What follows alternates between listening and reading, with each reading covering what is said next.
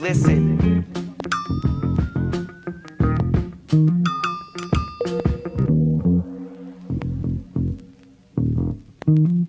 I spent my whole damn life in the city. Anywhere I go, DC's coming with me. I spent my whole damn life in the city. I could go for broke, but the capital is in me. I spent my whole damn life in the city. Anywhere I go, DC's coming with me. I spent my whole damn life in the city. I could go for broke, but the capital is in me. Welcome, everyone, to District Divided, a DC sports podcast. I am Amit. That is KDot. Brendan is our guest today. You've heard a lot about him. He's going to intro himself in a moment. But first, KDot, how are you doing, sir? I'm doing well. I mean, I'm sure this is going to be an episode that a lot of people in our group are really excited about because Brendan's on the show. But the closer we get to actually talking about stuff, the less good I feel about him being here. Yeah. And you know what? Let's just address the elephant in the room. So a lot of people have heard KDot say, hey, I was talking to Brendan and here's what Brendan thought. And so this is the infamous Brendan. Brendan Nichols over here. Brendan, why don't you introduce yourself? First, talk about why you chose the wardrobe you did, and then yeah, just tell us a little more about you. Oh, so the wardrobe, the sunglasses are simple. It's because, as you both know, because we're in the same fantasy football league, my character in that league always wears sunglasses for our fantasy football podcast. So I carried that over here, and the Packers hat is just to show what I'm repping for, Cool. obviously. I'm a big Packers fan, part owner of the Green Bay Packers fan. Best part of being a Packers fan, get to be the owner. Don't have to go to bed at night thinking, damn, Dan Snyder owns the team that I am the fan of. And I'm doing good.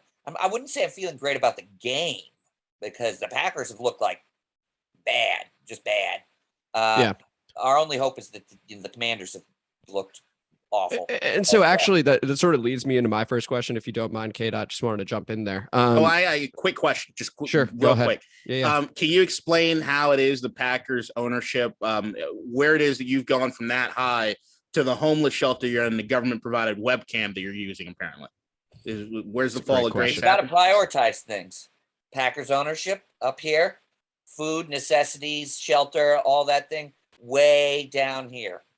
Mm-hmm. Sacrifice. So considering the Packers needed a new AV system, had to sell off all my possessions, make sure Lambeau got that new AV system. Right. And so on that note, right, you've talked about the priority level Packers ownership, food, necessities down here, which, by the way, to me makes total sense. I mean, we're running a sports podcast. I think a lot of us would make a very similar sacrifice.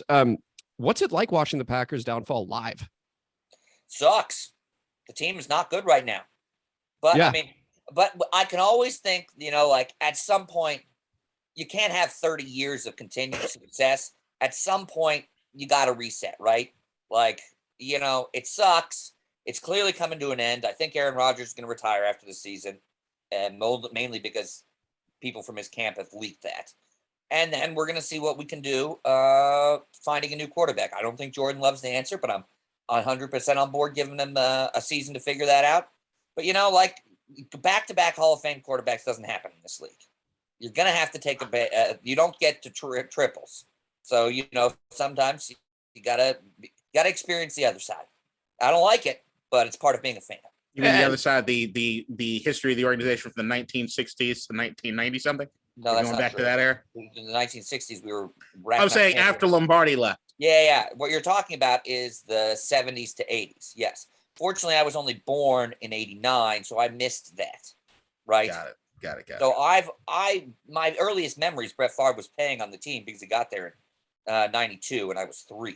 Hang on. So are you attributing the success of the Green Bay Packers to your birth? Well, I didn't think about it like that, but probably. That's probably what happened. Seemed like that's the natural progression of where where you were going with that. Come in, and then Mike Holmgren, and things turned around. He tried it twice and failed twice. Cosmic energy. All right. Well, you know what? Why don't we jump into it? The Packers and Commanders are playing this Sunday, 1 p.m. FedEx Field. And the Packers, I was looking at the schedule, and that's why I asked you the initial question about the downfall of it. Not been good. So they lose to Minnesota in a game that was 23-7. It wasn't close at all. I mean, Christian Watson had the drop that could have changed everything, but instead defined their season. And then you look at the 3 wins that they've had. It's against Bailey Zappi, whose debut for the New England Patriots was at Lambeau. That's a scary prospect for them. And then the Chicago Bears. I mean, even we beat the Bears. So, I mean, what does that really say? And then a Tampa Bay Buccaneers team where Tom Brady's prioritizing weddings over games and then yelling at his offensive line. And he didn't have Mike Evans. He didn't have Chris Godwin. He didn't have Julio Jones. So, I mean, it's interesting to see, right, Brendan? So let's talk about the state of the team right now. Back-to-back losses to the New York Giants and the New York Jets, who are 2 of the most laughable organizations in this league, and we're well aware because we're within that company. How are you viewing this game? Playing well this season. I don't know what's going on with that. How are you? Please, let me finish. How would you view this game against us? It's an important game, but it's not like a must win for us. Honestly, like I'm waiting to see how the team figures it out. Like, are we going to be what? Not with Buffalo, but that's a loss. That's a loss. If you win that game, that's like way outperforming. So I'm just saying, if we lose this game and that game, you're 2 games below 500. You don't think this is a little more than a must win? Sounds like a must win. Yeah, but I don't care if it's a must win because I am not dead set on the Packers needing to make the playoffs this year. In the last year of Aaron Rodgers' career, the last year of Aaron Rodgers, if it falls apart, it's better for if we're not going to win the Super Bowl, it's better for us not to make the playoffs. Bluntly, we're not even close to a Super Bowl team right now. We need draft picks. We need to restock and reload. So either the team shows marked improvement, not just in the win-loss area, or it shows improvement in like quality of football, right? Like if we squeak by you guys in a 14-10 win, who the fuck cares? That all that tells me is that we can beat a shitty football team. That doesn't tell me, we have any hope of going anywhere in the playoffs. If Aaron Rodgers is retiring this year, we need higher draft pick. We need draft capital. Getting knocked out in the first round of the playoffs does nothing for us. So let's go ahead and talk about the strengths of this team, because there are some good things that the Packers are doing, right? Go ahead. What are some of the strengths of this Green Bay Packers defense team? Is good, and special teams is way better than it has been. We had a field goal block last week, but we did have a punt block on the other side. So special teams is way better, and the pass defense is excellent. But aside from Aaron Jones, not the running back room, just Aaron Jones is great.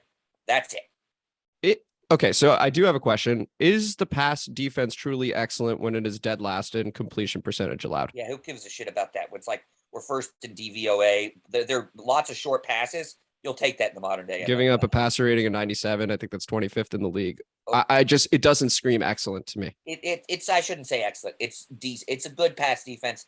Passer rating is a useless statistic, I think. Okay. We're just giving up very few yards, and we have a pretty good success rate on pass defense. It's not perfect, but it's better than the run defense, which is atrocious. Yeah. Okay, but we're sticking to positives. So are you happy to see Taylor Heinicke coming in for the Commanders, or are you actually now more terrified because of the juice he brings to the squad? I don't really care. Irrelevant. Yeah, but this game isn't about the Commanders. You're a trash franchise with trash players. It's about whether the Packers can get our shit together. If we can't, it doesn't matter who we're playing. We'll lose to anybody. If we can start getting our shit together, we have a chance because there is talent on this team. Yeah. I mean, I think you've proven that you'd lose to anybody by losing to the Giants and Jets. No one's believing they're a good team, right? KDot, do you think the Giants or Jets are good? I know their records, but Giants are scrappy. I'm not going to give them that. Certainly. Jets have a fairly good defense. I think slightly underrated defense. But no, it's you're talking about 2 teams back to back. I mean, they lost to the state of New York twice, and they don't even play in New York. It kind of sucks. And it's all a trash franchise. I mean, you're talking about a franchise that lucked in 2 fucking Hall of Fame quarterbacks. Otherwise, they'd be irrelevant. And his ownership paper was nothing but to pay for the AV system, since it's worth nothing more than kindling. We lucked into 2 franchise quarterbacks, 2 Hall of Fame quarterbacks. But Kadeen, we've had 2 Hall of Fame quarterbacks back to back. Who was the last Commanders quarterback to go to the Hall of Fame? And before we answer that question, just want to say he's referred to as KDot on this podcast. So if you could just please stick with what we do here, that would be. Oh, okay. Great. You're a great guest. You're doing great so far. I just want to make sure you're aware of that.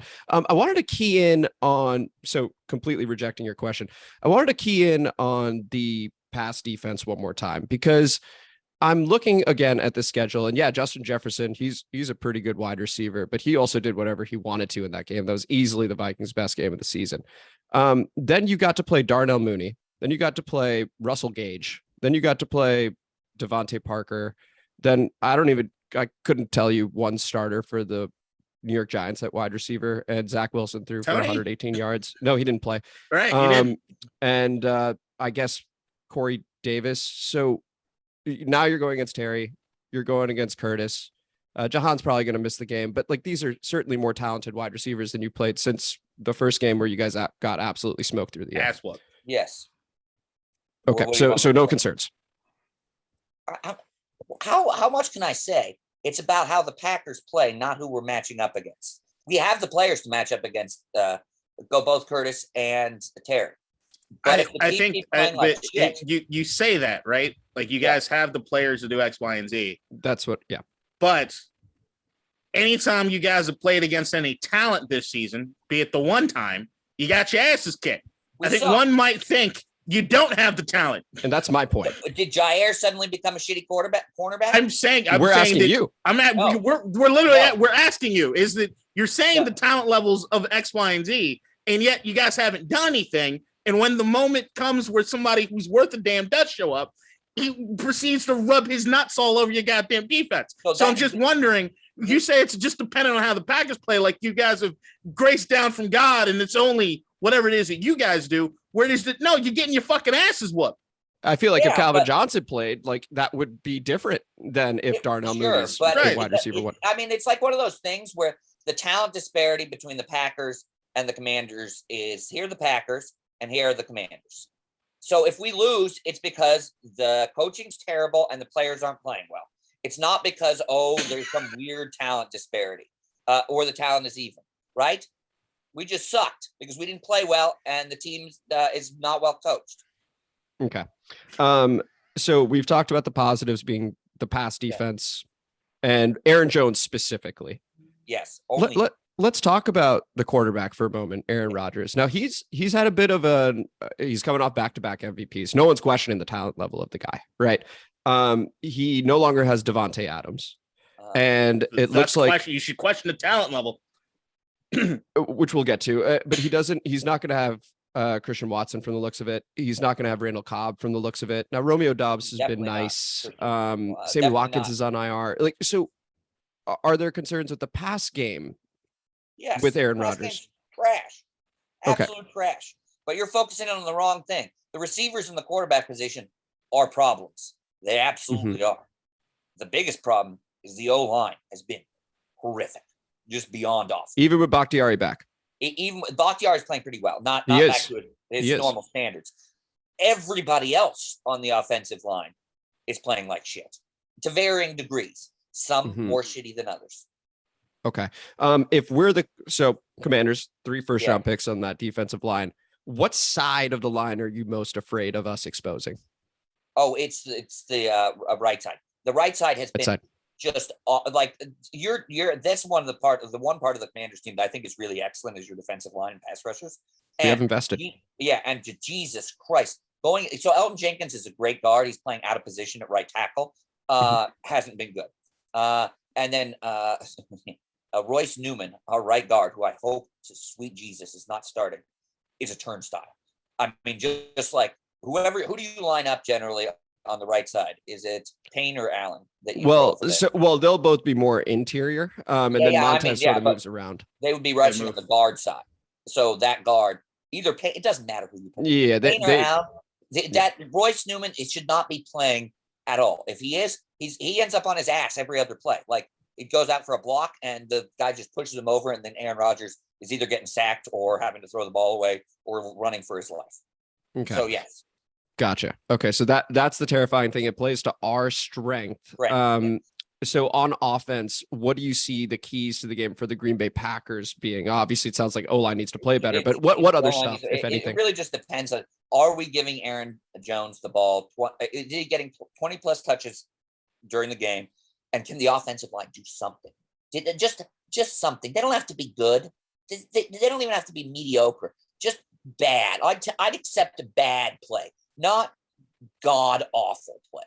Yeah. Okay. KDot, what about the Commanders' perspective? What do we need to see on defense in order to stop? I mean, he's still the back-to-back MVP, and we have struggled against other QBs so far this year as well, right? Yep. It's what we've talked, the talent disparity, right? So there's the aspect of Aaron Rodgers right now has not a person he can trust to throw the football to. He has guys that he's forcing the football to because he has no choice, but I don't think he wants to do that. You look at Robert Tonyan had 10 catches last week, and that's because he has no other place to go. Especially another thing that you do know about certain guys in the league, Tom Brady being one of them, the GOAT, but Aaron Rodgers also is that he hates being touched.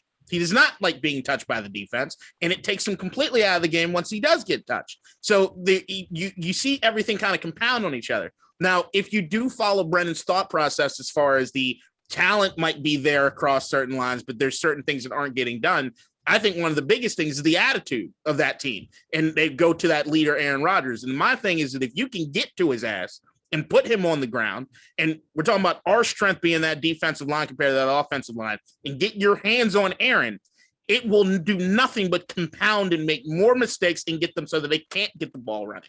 And that's the thing that we have to do. We know right now, ranked defensively for the rushing game, we're not that great ranked, and it's because you had Derrick Henry slashes, and we've been giving up at least one huge chunk run play every game. Beyond the big chunk play, unless it's a mobile quarterback, we've usually been pretty good as far as containment, and you haven't had a lot of people be able to run up that time of possession. So what you're going to be able to do if the defense plays akin to what we've seen them kind of do, they're going to have opportunities to get into Aaron's face. They're going to get opportunities to get him knocked down because they're going to be in those third down situations where he has to drop back. You can pin your ears back. That's all we have to do. Get your hands on Aaron Rodgers. Yeah, I do think I love the points there. I do think this is a golden opportunity for a guy like a Benjamin St-Juste, for example, to maybe get an interception to go against Romeo Doubs, who, again, I think has had a very nice start to his season, considering that he was, a fourth-round pick? Is that right? I can't complain about Romeo Doubs. I think he's been good, yeah, right? He's a rookie. For a rookie, yeah. Doing well, but it also gives St-Juste, a second-year player with a lot of length, the opportunity. He had a pick against Dallas, and then it did get negated by a penalty. But I think he's been getting closer and closer each week. He's been a good part of our secondary to have a chance there.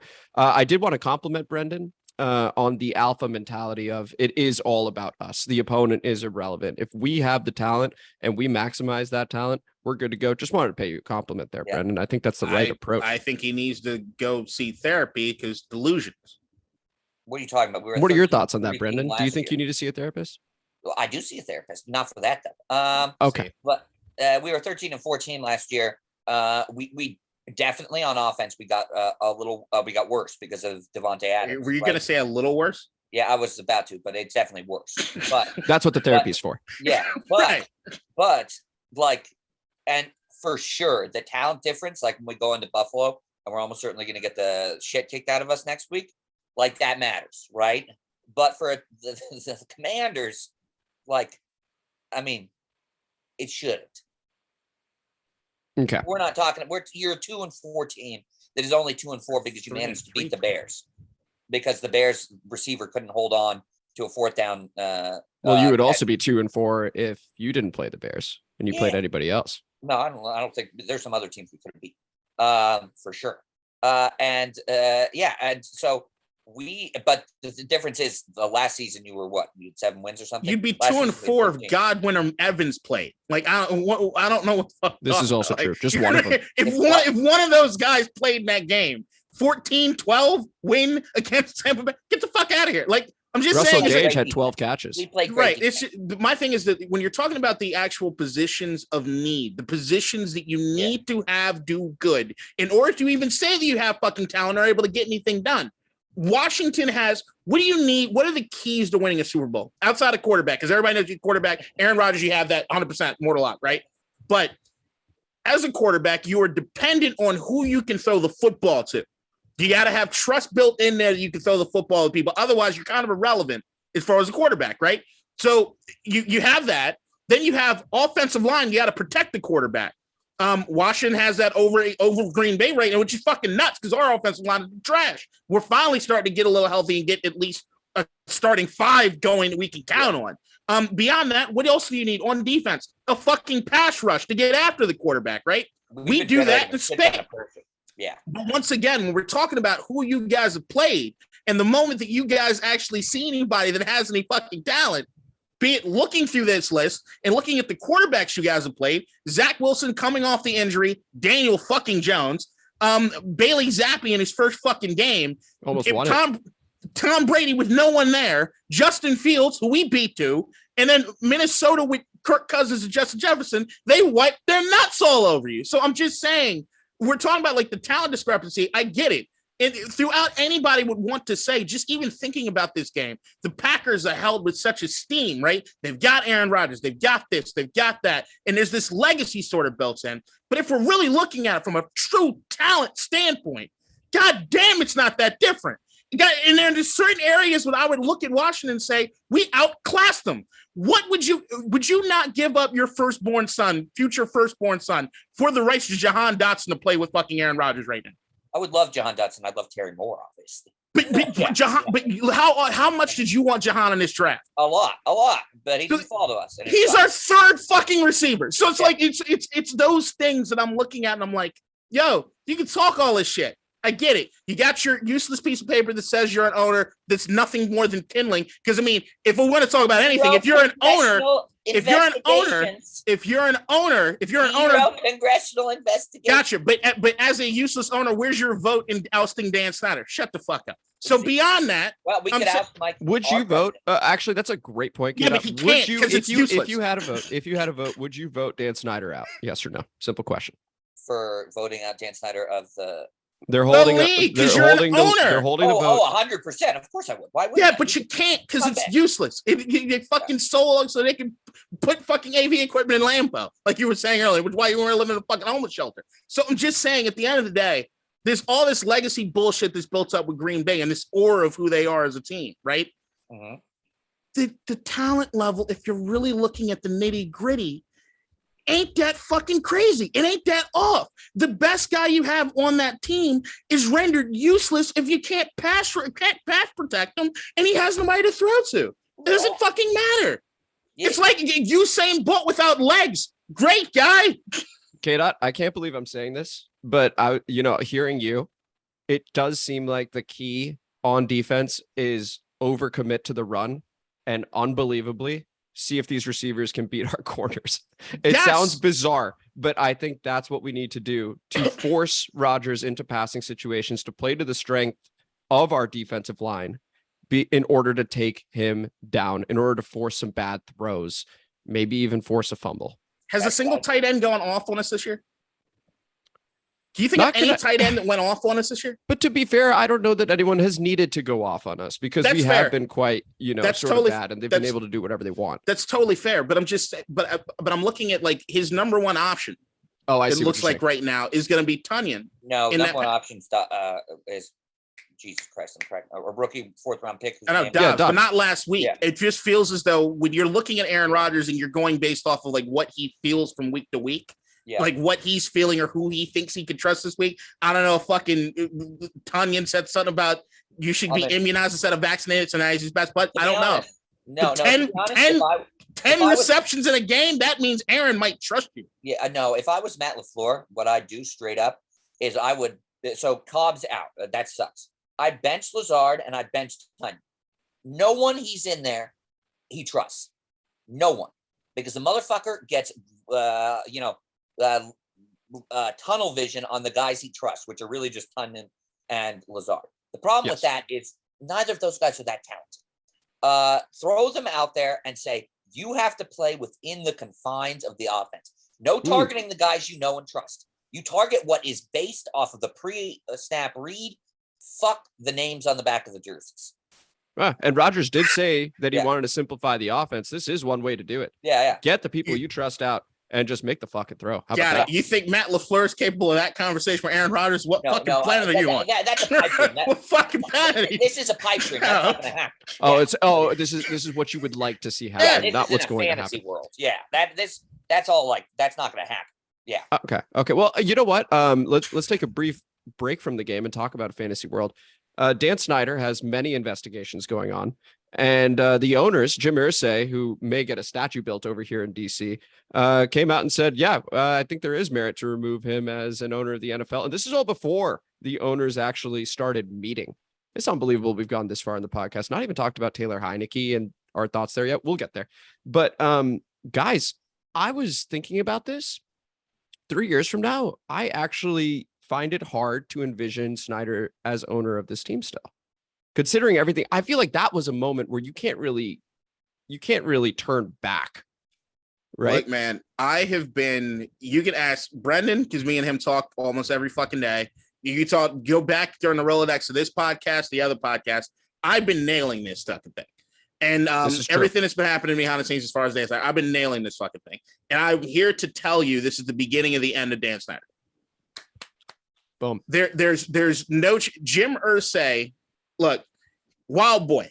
That was huge. He's a wild dude, right? Yeah. And look, I was cursing Jim Irsay's name when he had the Carson Wentz comments, but I still think are accurate. And how's Matt Ryan looking now, bitch? But beyond that, what Jim Irsay is doing, you can't do unless you know you have enough owners in the room to support you doing it. And number one, the biggest thing, have you seen an owner come out in defense of Dan or criticizing Jim? We have not. And that's something that they don't roll with. That's something that they don't do. They do not usually let owners attack other owners without somebody getting put in fucking line. It hasn't happened. Why? Because they know when that Mary Jo White investigation comes to light at the end of this, we find out what happened on that plane in 2009. When we are starting to find out more about the Beth Wilkinson investigation, with at the end, they were recommending Dan lose the team. It is the beginning of the end. Now, the beginning of the end could be a long process, lawsuits, all kinds of stuff. But there is no chance in hell that Dan Snyder can remain the owner of the brand. He is going to be ousted, and it starts here. It starts with what we've seen right here. I just wanted to take a moment to recontextualize the Carson Wentz trade because I didn't realize this was part of it, right? So we're giving up 2 third-round picks. We're taking on a massive contract. Now it makes sense because we also probably included Jim Irsay talking against Dan Snyder in the deal. And now it might be the greatest trade of all time if you really think about it. Jason Wright leading the insurrection from the inside.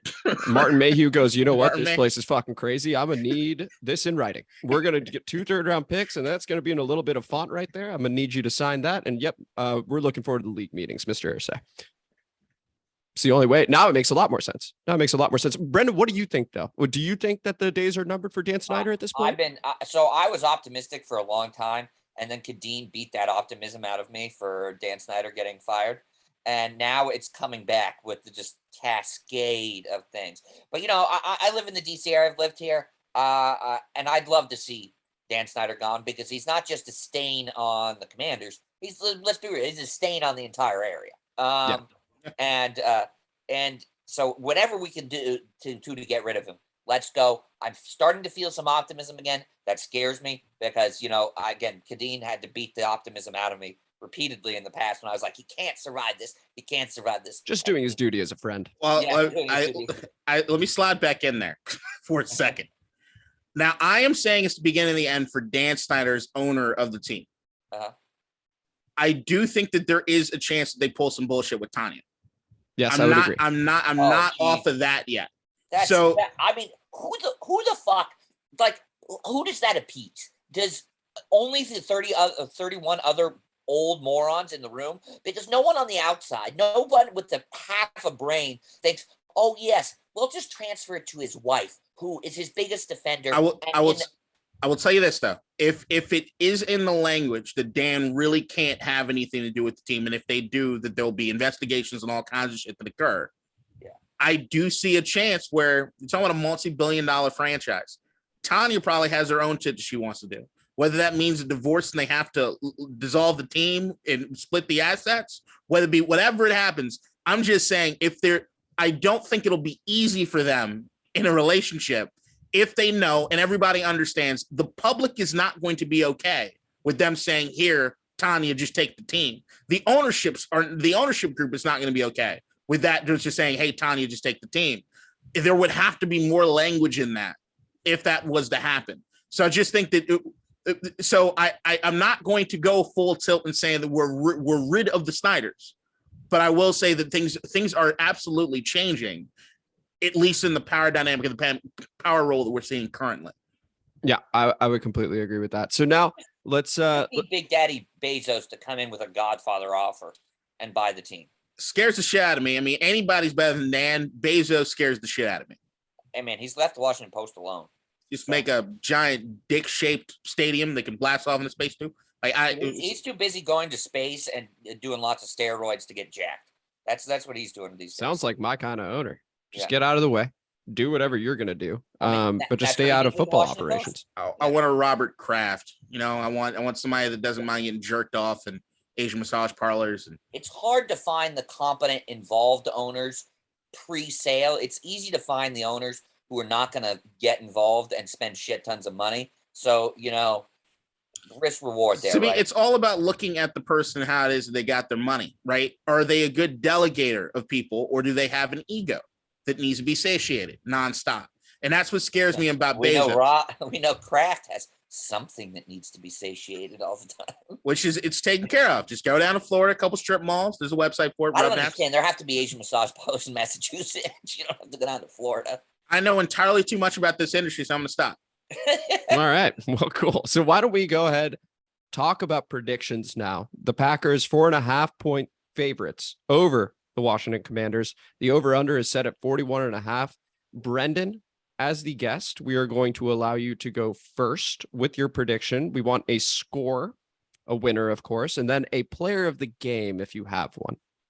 Okay, I'm going to put it. The score, I think, is 20-17 Packers. So they win but don't cover. Okay. Hammer the under. And the player of the game, I think, would be Rashawn Gary. Rashawn Gary, player on our team. By the way, who has been fantastic. 6 sacks, right? 6 sacks. He had 2 that were negated by holding penalties against the Jets. Doesn't matter. It's for the outcome of the game. He's getting there. But sucked him for him personally, right? Yeah. Yeah, Rashawn Gary. And second in sacks for the Green Bay Packers, our boy, Preston Smith, who is also having a nice season. So again, the pass rush has been excellent. We get pressure on a very high number of snaps. Yeah. It's one of the few areas of the team where there's not a huge problem. Okay, you must be including that in the pass defense as well. Just getting home. The pass rush is a huge part of the pass. No, we struggle with some coverages. It's really the pass rush that is covering for a lot of the struggles on the back end these days, because we do get to the quarterback, which is one of the reasons why we give up real quick passes and high completion percentage, because they know that they just get the ball out fast. Yeah. That I appreciate you explaining that stat. KDot, over to you. 17-14 Commanders. I think this is a fairly low scoring affair because it's going to be a run the ball first sort of day. Give me Antonio Gibson as player of the game, the guy who should have gotten a lot more carries in that fucking Chicago game. Look, my criticism for Gibson, but Gibson works in a thunder and lightning component with Robinson. You can't get 2 in one way. You can't get too much in the way of one of these guys. What did we say at the beginning of the season? Gibson should still have more yards than Robinson. Stop getting away from the formula that should work. I think Taylor Heinicke gets out of the pocket a bit, but can't necessarily push the ball downfield. So while I think that we'll be able to kind of stave off the pass rush at least a little bit because of Taylor's mobility, it'll be more about getting the ball out quick and just trying to sustain drives and field goals, things like that. It'll be a messy game from what I would think. Okay. Oh no, this is gonna be an ugly game entirely. I was looking around at some stats, some figures, some narratives, if you will. And I looked at Aaron Rodgers against the Washington franchise, I'll say, because he's played against them in any number of names. In the regular season, he's 3-0 at home. He is 0-3 on the road. He has not won a regular season game. We won a playoff game, but not a regular season game here. I think that continues. I also have the Commanders. I initially had Antonio Gibson as my player of the game too, but I am now going to switch that to your boy, KDot, Armani Rodgers, who you want to see more of because Logan Thomas looks like he's not going to play. John Bates looks like he's not going to play. That's more Cole Turner, who I expect maybe a little bit at wideout. And I think Armani Rodgers plays the true tight end. And I actually think he has a nice game for us. And I'm going with the final score of 22-17 as well, but I've got the Commanders instead. So we all have the under. 2 of us, the homers, have the Commanders winning. And you say homer, I Brendan mean, he's from here. Well, that's Yeah, a good but I'm point. an owner. Got to go with the team you own, bro. Ownership is very powerful these days. Got rid of all your money living in a homeless shelter for a useless piece of paper.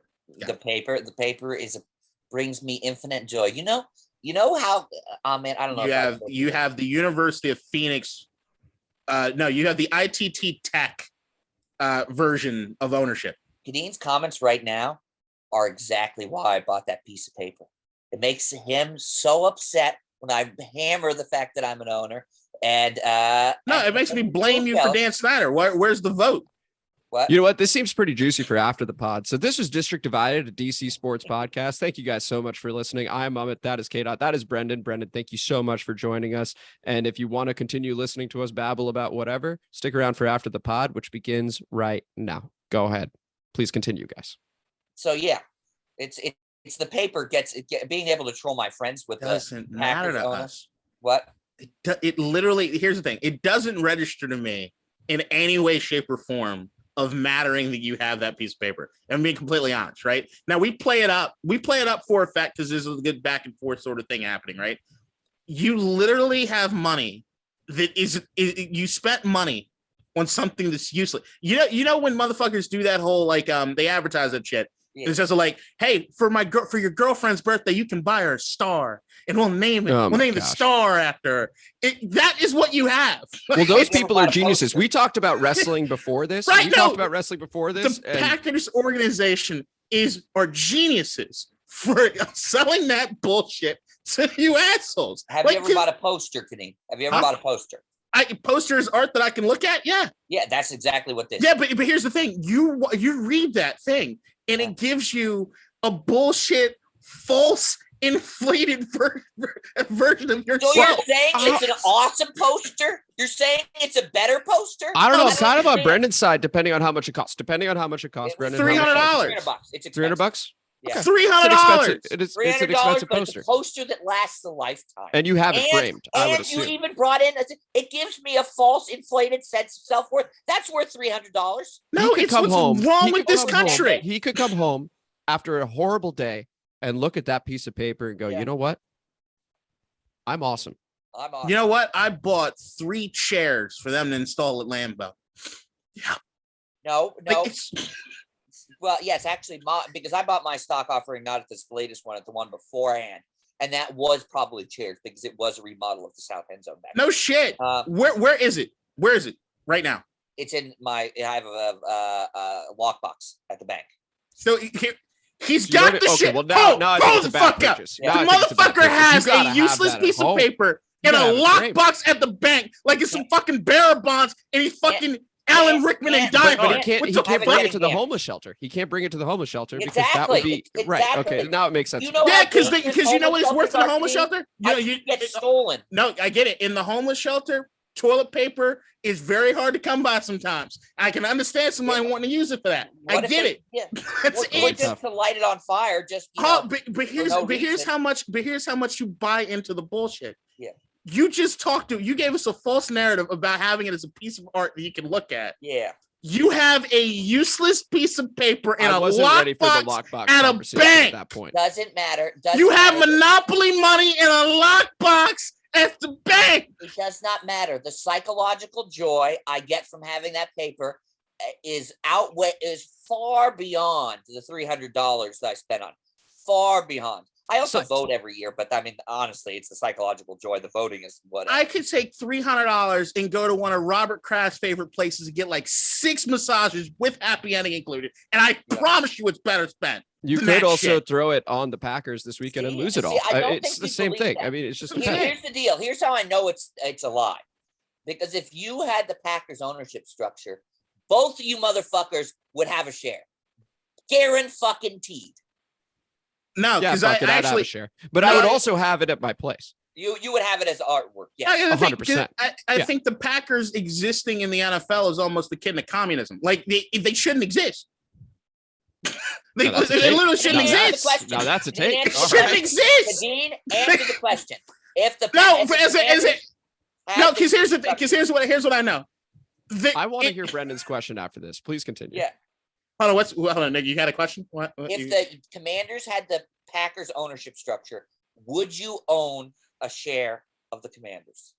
I think that if our team had the same structure that you guys have, right, in Washington, D.C., that it would mean the entire NFL probably has this structure. And at that particular point in time, yes, probably. And I think it means more at that particular point in time. But you are in Green Bay. Well, you're an idiot. You're an idiot. It means more because we're the only ones who have it, you moron. It means more because we are unique and special and superior to you rat fuckers who pledge allegiance to Dan fucking sexual harassment Snyder over here. To be clear, you're talking about people in Wisconsin typically. Is that right? Is the better? Yeah. Yes. Okay. All right. Wisconsinites? Wisconsin. Where do you live? In DC. Okay. But I'm talking we collectively. And where's the lockbox? Where's the lockbox at? And what's the combination? Wells Fargo? Yeah. We don't have a combination. It's locked. Got it. I feel like a lockbox. Okay. Jesus Christ. I'm just saying, like, you see it. I rest my case. He's living in a make-believe world.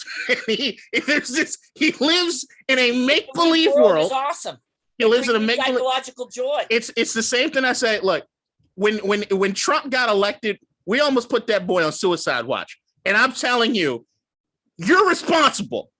Like this shit, it's the delusion. It's the delusion. It's the elitism that is not earned. It is make believe. I earned my elitism. I paid $300 for my elitism. For something that's useless that you have in a lockbox because you cherish it that much. When it doesn't but he's referring to the psychological joy, which is incredibly important. I'm saying the psychological joy is in the same psychological joy that Donald Trump gets when he's bragging about stuff that don't mean anything. I'm just saying it's like if they say we start this off before we started the show. Brendan went on a tirade about how terrible wrestling fans are, right? And what pieces of shit they are. But they get entertainment in watching these guys actually sacrifice themselves on the line for this thing that's very real in the sense of when you come to find out what the fuck happens to these guys over the course of I respect the performers of wrestling. Yeah, but here's the thing. You take part in actually gaining some sort of self-worth over something that doesn't mean anything. It doesn't mean anything.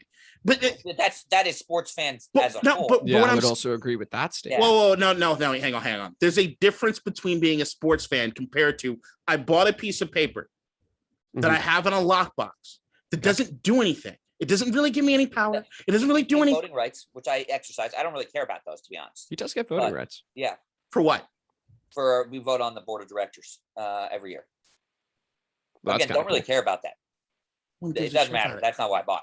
Did your votes? Did you have winning votes this time around with your board of directors? Did you get it right? Yeah, of course. But I mean, I do the bare minimum of research. I read what the information sheet they send out and vote based on that. Do you know other part owners of the Green Bay Packers? Of course. I went to school in Wisconsin, so yes, most of my friends that I went to school with. Pretty big piece of information I was hoping you'd hit on in the intro is that you went to school in Wisconsin.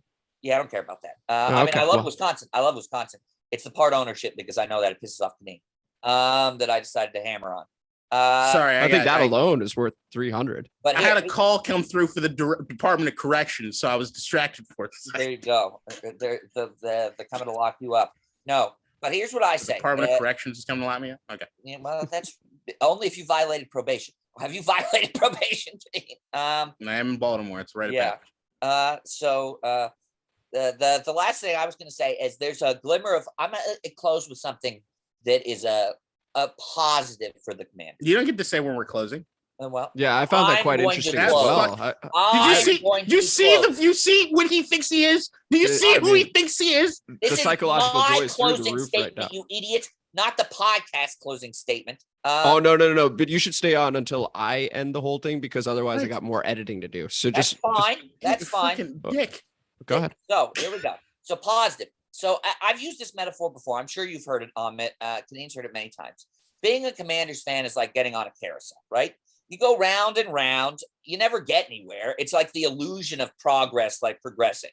But sometimes you're at the top and you're doing pretty well. Sometimes it's your bottom of the league, but it's just going round and round. And the reason you're on the carousel and you convince yourself every year this might be different is because Dan Snyder's there. Dan Snyder's a piece of shit. Is he talking about a Ferris wheel? Well, no, I thought he was talking about a carousel.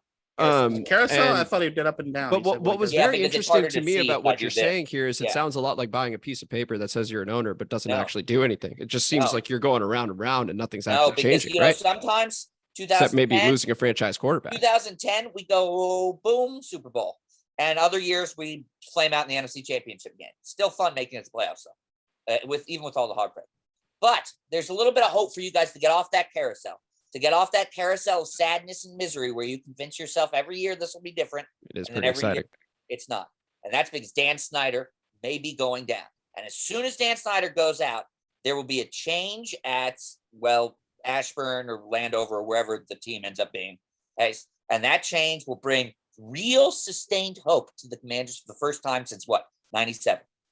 Well, let's hope that you as a part owner will be able to vote him out.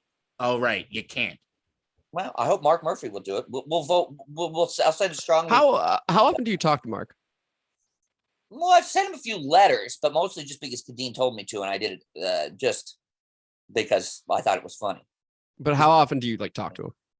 He's never responded to me. That's unbelievable. No, unbelievable. Poor. I'm not even sure of the word ownership. Etiquette. Etiquette. Yeah, is the word I would use. Yeah, it's awful. I pay his salary, not technically, but I vote to keep him in his position. He's done a great job, though, especially on the business side of things. Can't blame him at all. All right. Well, KDot, what would you do if Dan Snyder were no longer owner tomorrow? Riot. Riot? I think we have to, right? Where are you rioting, though? Are we all RFK. just going to FedEx? We're going to RFK. I think I'm going to RFK. Because they got to demolish it anyway, right? So I'm going to RFK. I'm jumping on the fucking stands, and we're lighting fires. I've always maintained, by the way, that a great way for the city to make money is to allow someone to push the lever down, right? Just auction that off for the demolition of RFK. So here's a conversation I had with somebody a few years ago. So over a decade ago, I was in New York and I went to Brooklyn for what do they call it? It was like a stress relief room. I forget it's a break room. Yeah, I know what you're talking about. You know, so you get certain items and then you get I had a sledgehammer, old TV, shit like that. If you have to do demolition, like houses or anything else, my thought is if I was a contractor in any city, I'd give everybody hard hats, have them sign a waiver, and people would pay me for the right to do the demolition on any particular place that I have. I think people would absolutely sign up for that. Yeah, I think they would too. And I think you'd go broke because your little liability waiver would not hold up in court, and then you get sued into oblivion as soon as somebody brought down the house on top of their head because demolition is dangerous. It sounds like you're talking from experience there. No, of course you said no load-bearing walls. You'd have giant X's. On the you'd have not holding up in court. Yes, I did go to law school. On the demolition being dangerous, no, that's YouTube. Yeah. Just saying. I think in Baltimore, there's rarely any rules with any of this. So I'm just all off the book. Yeah. All right. Well, on the watch this, Brendan. On that note, great idea. That note, we're going to continue to look up ways to make this city money via demolition, and see if we can actually get some meaningful change passed here. Because I think that would be fantastic. But gentlemen, hey, hell of an episode. I really enjoyed this. Before you end it, though, you need to answer the question. What do you do if Dan sells a team? What are you doing immediately? Oh my gosh. I mean, I was also thinking riot. But once again, it's similar to the Antonio Gibson thing. Now I need to change my answer. I think what I would do, I'd probably look into statue making. And I would probably look to erect a statue of Jim Irsay for getting this whole thing started. Would it have prescription pills in one hand? Yeah, sure. I don't care. Hey, it's my artwork. I can do what I want with it. I think Jim would love it. You have a bronze statue with a little bit of white. And I would be honored to buy him an economy ticket and a bottle to of come over here and just give a little thumbs up with he's almost mirroring what the statue is.